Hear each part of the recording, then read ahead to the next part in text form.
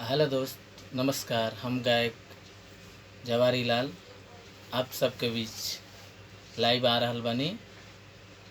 और आवे के मकसद बा कि अभी हमारा गाना पूरा हिट भी ना भइल और अभी से धमकी आवल शुरू हो गइल बा।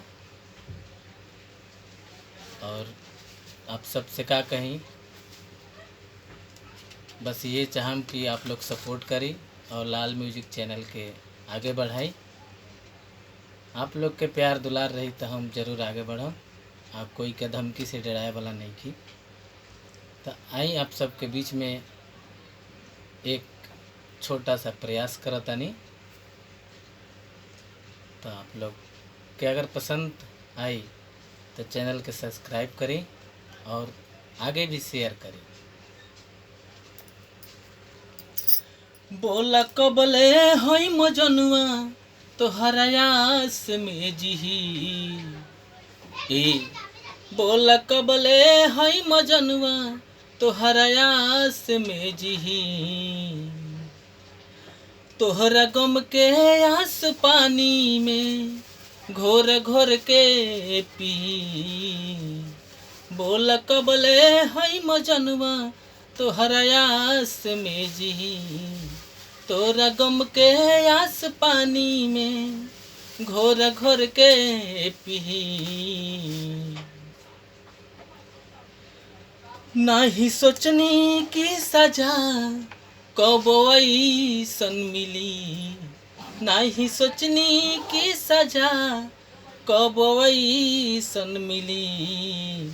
अब न जइबा देर करबा, अब न जइबा देर करबा तोहरा लाश मिली। अब न जइबा देर करबा तोहरा लाश मिली। आंगन में भोरे भोरे कागा उतारी, आंगना में भोरे भोरे कागा उतारी। तोहरे बारे में सोना ओह से बिचारी, आंगना में भोरे भोरे कागा उतारी। तोहरे बारे में सोना ओह से बिचारी। तू तो लूटत होई बचानी ओह से मिली जुली, तू तो लूटत होई बचानी, तू तो लूटत होई बमाजा ओह से मिली जुली। अब न अइबा देर करबा तोहके लाश मिली, अब न अइबा देर करबा त तोहरा हमर लाश मिली।